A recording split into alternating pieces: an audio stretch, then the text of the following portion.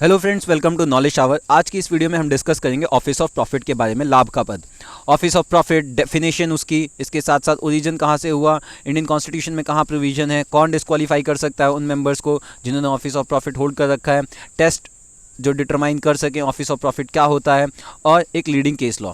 Hi, I am Shivam Pandey, और जिन्होंने अभी तक चैनल को सब्सक्राइब नहीं किया है तुरंत जाइए नॉलेज शावर को सब्सक्राइब कीजिए ताकि रेगुलर अपडेट्स आपको मिलती रहें। एक इंपॉर्टेंट इन्फॉर्मेशन मैं आपको देना चाहूँगा, हमने क्रैश कोर्स चालू कर दिए हैं लीगल रीजनिंग के लिए, कॉन्स्टिट्यूशन एंड पॉलिटी के लिए, करंट अफेयर्स के लिए और स्टैटिक जीके के लिए। और पर क्रैश कोर्स 2500 रुपी ही है charge.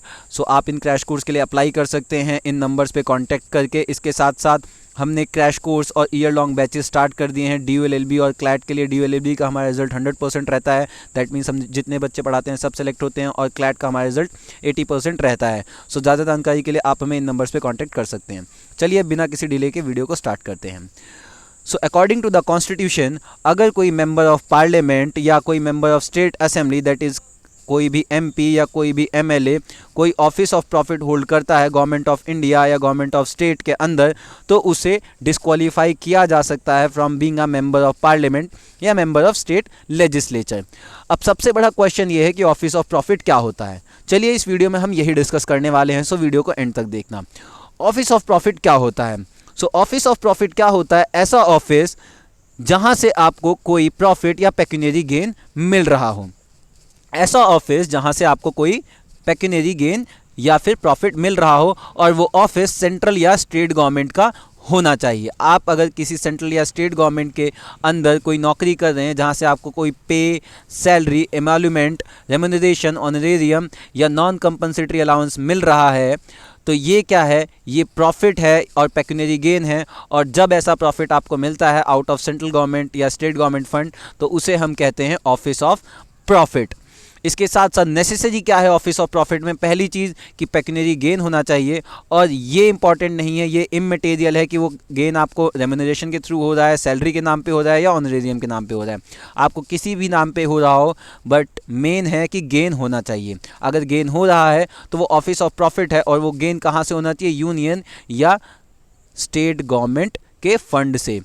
Okay, so pecuniary gain other than as compensation to defray his out of pocket expenses is not an office of profit। मतलब क्या है कि अगर आपको कोई भी गेन कंपनसेशन के फॉर्म में हो रहा है तो वो एक एक्सेप्शन है ऑफिस ऑफ प्रॉफिट का। ओरिजिन कहाँ से हुआ इस कॉन्सेप्ट का? देखिए, ये कॉन्सेप्ट ओरिजिनेट हुआ था इंग्लिश एक्ट ऑफ सेटलमेंट 1701 में। यहाँ से इसका ओरिजिनेशन होता है, और इंग्लिश एक्ट ऑफ सेटलमेंट में कहा जाता है कि अगर किसी पर्सन को किंग या क्राउन के थ्रू कोई पेंशन रिसीव हो रही है, कोई भी member of the house of common है, अगर उसको किंग या क्राउन के थ्रू कोई पेंशन रिसीव हो रही है, तो उस ऑफिस को क्या बोला जाएगा? ऑफिस ऑफ प्रॉफिट बोला जाएगा। और इस ऑफिस ऑफ प्रॉफिट को के कॉन्सेप्ट को इनकॉर्पोरेट इसलिए किया गया था ताकि अनड्यू इन्फ्लुएंस जो है रॉयल हाउस होल्ड का एडमिनिस्ट्रेशन से वो हटाया जा सके। ये कॉन्सेप्ट था behind the office of profit. Next is कि हमारे इंडियन कॉन्स्टिट्यूशन में कौन कौन से प्रोविजन है। Article 102 clause 1 sub clause A and article 191 clause 1 sub clause A बात करता है ऑफिस ऑफ प्रॉफिट के बारे में।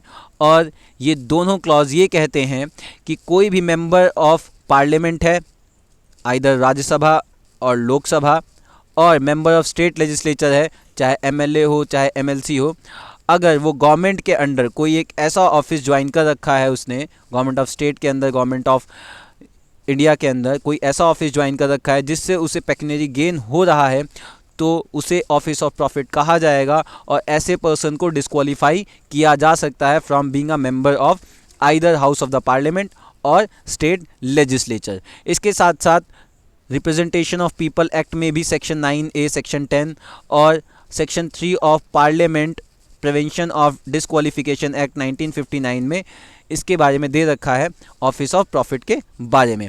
सो किसके पास पावर है कि वो मेंबर को डिस्क्वालीफाई कर सके? किसके पास ये पावर है कि मेंबर ऑफ पार्लियामेंट या मेंबर ऑफ लेजिस्लेटिव असेंबली या मेंबर ऑफ लेजिस्लेटिव काउंसिल को डिस्क्वालीफाई कर सके इस रीज़न से क्योंकि उसने ऑफिस ऑफ प्रॉफिट होल्ड कर रखा है। सो डिस्क्वालीफाई करने की पावर होती है प्रेसिडेंट साहब के पास, और ये पावर उनको मिलती है आर्टिकल 103 क्लॉज 1 के अंदर, और ये डिस्क्वालिफिकेशन वो कर सकते हैं on the recommendation of election commission.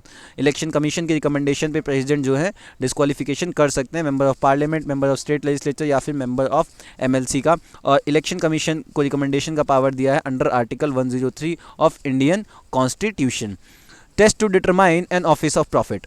सो ये जो टेस्ट है डिटरमाइन करने का कि कोई ऑफिस ऑफ प्रॉफिट है कि नहीं है, ये शिवमूर्ति स्वामी एंड शत्रुचर्ला चंद्रशेखर राजू के केस में डिटरमाइन किया गया था ये टेस्ट, और इसमें कुछ पॉइंट्स हैं। पहला पॉइंट है गवर्नमेंट कंट्रोल की।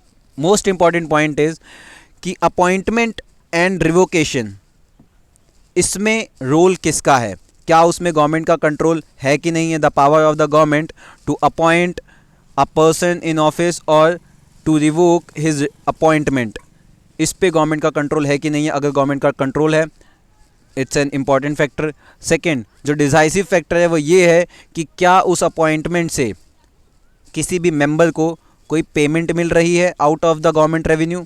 अगर ये पेमेंट मिल रही है out of the government revenue तो it is the very important and decisive factor. इसके साथ साथ अगर कोई बॉडी कॉर्पोरेट या स्टेटरी बॉडी बनाई गई है which is independent of the government, तो उसमें ये देखते हैं कि क्या वो गवर्नमेंट के कंट्रोल में है कि नहीं है और किस एक्सटेंट तक है। इसके साथ साथ इसमें क्या उस बॉडी में जो वर्कर्स हैं, जो ऑफिस बियरर हैं, उनको जो फंड मिल रहा है, पैसा मिल रहा है, क्या वो गवर्नमेंट रेवेन्यू से मिल रहा है या नहीं मिल रहा है। अगर ये कंडीशन सेटिस्फाई होती हैं तो कोई भी ऑफिस ऑफ प्रॉफिट होगा। और इसमें जो मोस्ट इंपॉर्टेंट कंडीशन है वो ये है कि पेमेंट मिलनी चाहिए out of government revenue. Leading case law इस पे एक आता है कि ऑफिस ऑफ प्रॉफिट पे लीडिंग केस लॉ कौन सा है।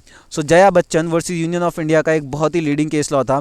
इसमें फैक्ट्स ये थे कि जया बच्चन को गवर्नमेंट ऑफ उत्तर प्रदेश के अंदर अपॉइंट किया गया था as a chairperson of Uttar Pradesh film development council. Jaya Bachchan जो एमपी थी राज्यसभा से, उनको अपॉइंट किया गया था Uttar Pradesh film development council का चेयरमैन। यहाँ पर क्वेश्चन था कि क्या as a member of Rajya Sabha वो ये पोस्ट होल्ड कर सकती हैं जिसमें से स्टेट गवर्नमेंट जया बच्चन को पेमेंट कर रही है, रहने का खर्चा दे रही है, कार का खर्चा दे रही है, टेलीफोन का खर्चा दे रही है। तो क्या इस केस में जया बच्चन एक ऑफिस ऑफ प्रॉफिट नहीं होल्ड कर रही हैं, और अगर वो होल्ड कर रही हैं तो उन्हें डिस्क्वालीफाई किया जाना चाहिए as a member of Rajya Sabha. इसमें कोर्ट कहता है the post held by the petitioner was covered within the meaning of office of profit. इसमें कहा जाता है कि हाँ, इन्होंने ऑफिस ऑफ प्रॉफिट को होल्ड किया है और इसी के तहत क्या किया जाता है, डिस्क्वालीफाई कर दिया जाता है जया बच्चन को from being a member of Rajya Sabha. The fact that petitioner is affluent, ये मैटर नहीं करता कि जो पिटिशनर है वो एफ्लुएंट है कि नहीं है। ये चीज़ मैटर नहीं करती है कि जया बच्चन पैसा विड्रॉ कर रही थी या नहीं विड्रॉ कर रही थी, वो उनका पर्सनल मैटर है। लेकिन क्योंकि इस पोस्ट के साथ पेक्यूनियरी गेन जो है वो अटैच्ड है, इस वजह से वो अगर इस ऑफिस में हैं तो ये ऑफिस ऑफ प्रॉफिट कहलाया जाएगा, और as she was holding office of profit तो उनको डिस्क्वालीफाई किया जा सकता है, और इसी के तहत जया बच्चन जी को डिस्क्वालीफाई किया गया था। इस केस लॉ को मैं बहुत अच्छे से अगली वीडियो में एक्सप्लेन करूंगा। कुछ इंपॉर्टेंट क्वेश्चंस मैं आपको देना चाहूँगा आज की वीडियो के बाद। पहला question, which article of Indian constitution talks about president. अगला क्वेश्चन, कॉन्सेप्ट ऑफ प्रेसिडेंट जो है कि he is the supreme commander of armed forces कहाँ से लिया गया था। डिस्क्वालीफाई कौन कर सकता है मेंबर्स को जिन्होंने ऑफिस ऑफ प्रॉफिट होल्ड किया है, और किसकी रिकमेंडेशन पे डिस्क्वालीफाई किया जा सकता है। इलेक्शन कमीशन की बात कौन से आर्टिकल में हुई है इंडियन कॉन्स्टिट्यूशन के। Chief election commissioner of India कौन है। अडल्ट सफरेज की बात कौन से आर्टिकल में हुई है। राइट टू वोट कौन सा राइट है, लीगल राइट है, कॉन्स्टिट्यूशनल राइट है या फिर फंडामेंटल राइट है। टेन्योर ऑफ इलेक्शन कमीशन क्या होता, कमिश्नर क्या होता है और कौन अपॉइंट करता है इन्हें। इसके साथ साथ कौन सा आर्टिकल है जो ऑफिस ऑफ प्रॉफिट की बात करता है। और आखिरी क्वेश्चन जो मैं आपको देना चाहूँगा कि पार्लियामेंट की बात कौन सा आर्टिकल करता है इंडियन कॉन्स्टिट्यूशन का। सो अपने सभी आंसर्स को आप कमेंट बॉक्स में ज़रूर लिखें, एंड अगली वीडियोस के लिए आप डिस्क्रिप्शन में लिंक ज़रूर देखें।